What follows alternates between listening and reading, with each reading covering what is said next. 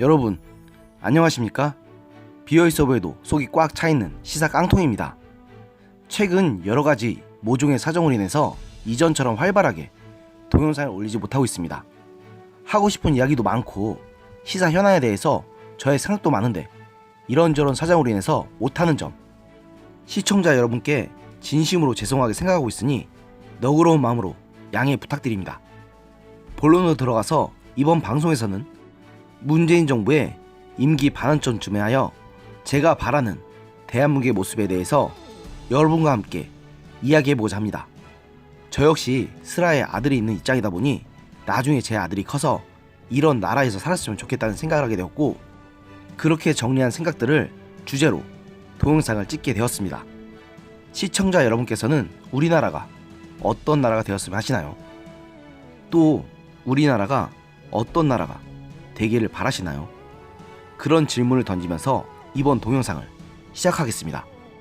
지난 2019년 11월 9일 문재인 정부의 임기가 정확히 반환점을 돌았습니다. 문재인 대통령의 임기가 2017년 5월 10일의 당선과 동시에 시작되었기 때문입니다. 시청자 여러분께서도 다들 잘 아시는 것처럼 문재인 대통령은 헌정 사상 최초로 전임 대통령의 탄핵으로 인해서 실시된 조기 대선에서 당선된 대통령입니다. 당시 문재인 정부에 대해서 많은 기대를 걸고 계셨던 분도 있을 것이고, 처음부터 불신의 시선을 보냈던 분도 계실 것입니다. 하지만 지금 임기 반환점을 돈 현재 문재인 정부에 대한 저의 평가는 그야말로 총체적 난국이란 말 외에는 달리 표현할 말이 없습니다. 정부에서는 자화자찬에 급급하지만 인사, 외교, 경제, 환경, 정책 등 그 어느 하나에도 문재인 정부에서 성공적이라는 평가를 내리기가 힘듭니다. 특히 경제는 소득주도 성장이라는 전대미문의 정책으로 인해서 매우 힘든 상황이고, 외교 역시 주변 국가들로부터 모두 고립된 형국이라 농담으로라도 좋은 평을 내리기가 어렵습니다. 한편 내년 총선은 이제 불과 5개월여 정도밖에 안 남은 상황입니다. 벌써부터 내년 총선에 불출마를 선언한 의원들도 나오고 있고, 반대로 내년 총선에 출마하려는 사람들의 움직임도 본격적으로 빨라지는 등 내년 총선이 정치인들에게도 너무나 중요한 일인 것은 사실입니다.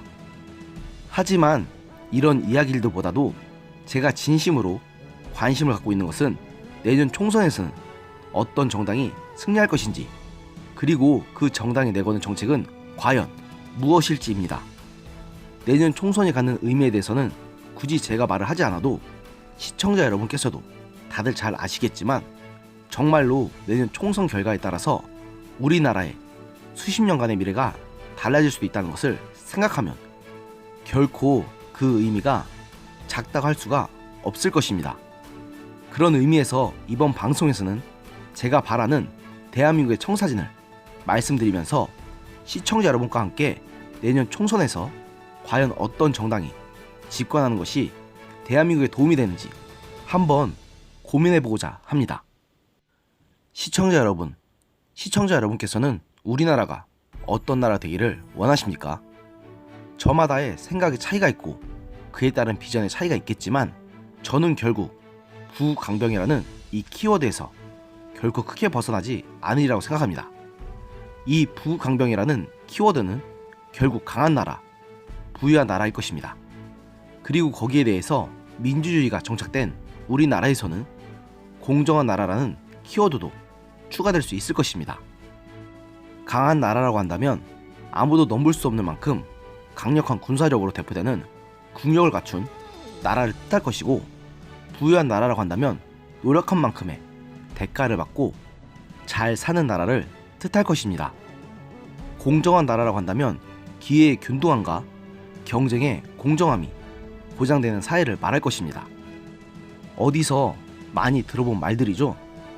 네, 이 모두가 문재인 정부에서 자신의 정책을 포장하기 위해서 동원했던 표현들이었습니다. 그런데 이 약속들이 지켜졌나요? 판단은 이 동영상을 시청하시는 여러분께 맡기겠습니다. 시청자 여러분들께서 다들 생각이 있겠지만, 제가 바라는 나라의 키워드를 몇 가지 뽑아온다면 첫 번째는 과다한 복지는 지양되는 사회입니다. 물론 현대 국가의 특성상 복지 자체가 없을 수는 없습니다. 국민 모두를 위해서 필요한 의료보험이나 정말 당장 먹고 살기도 빠듯한 사람들을 위해서 필요한 기초생활 수급제도 같은 것까지 모두 없애자고 하는 분들은 당연히 없으리라고 믿습니다. 하지만 청령순환같이 필요성이 떨어지는 복지는 없애는 것이 맞다고 봅니다. 우리가 지금 누리고 있는 복지는 결국 후대에게 빚이 된다는 사실을 우리 모두가 명심할 필요가 있다고 생각합니다. 그것을 통한 더 이상의 혈세 낭비는 막아야 하지 않겠습니까? 과연 무엇이 그저 배고픈 아이들에게 물고기 몇 마리만 주고 마는 것이고, 어떤 방법이 물고기를 잡는 방법을 알려줘서 그 아이들이 지속적으로 물고기를 잡을 수 있도록 할 것인지 사회적인 논의가 오가야 한다고 봅니다. 다음은 제가 원하는 나라는 진짜 공정함이 보장되는 사회입니다. 제가 바라는 공정함은 결론부터 말씀드리자면 결과의 평등보다는 기회의 평등입니다. 지금 정부는 입만 열면 공정함을 입에 담았지만 그들의 정책에서 무엇이 공정하다 볼 수 있을지 솔직히 저는 정말로 모르겠습니다. 결과의 평등함을 공정함이라고 말하고 싶으신 것 같기도 한데, 과연 무조건 모두가 평등하게 누리자는 사상이 과연 진짜 공정함이라고 말할 수 있을까요? 조국 사태를 보고도 그들이 말하는 공정함이 진짜 공정함이 아니라는 사실은 누구나 다들 알 수 있을 것입니다. 다시 말해서 지금 집권 세력은 공정함이라는 가치를 훼손한 것입니다. 다시 한번 말씀드리지만 진짜 공정함의 결과의 평등이 아니라 기회의 평등에서 나와야 합니다. 그런 의미에서 최근 사법시험을 다시 부활시켜야 하고 정시 비중을 확대해야 한다는 목소리가 왜 계속 커지고 있는지 우리 모두가 진지하게 고민해봐야 한다고 생각합니다.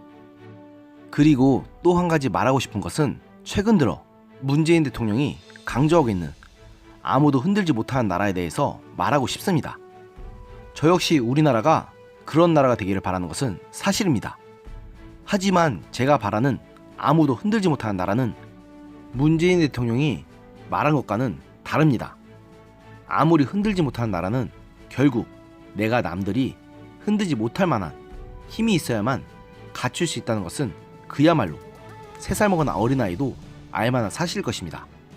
그런 만큼 저는 우리가 지금까지 안보를 유지하는 데 있어서 큰 버팀목이었던 한미동맹을 다시 강화하고 지금 정부처럼 무분별한 대북 유화책은 더 이상 하지 말아야 한다고 생각합니다.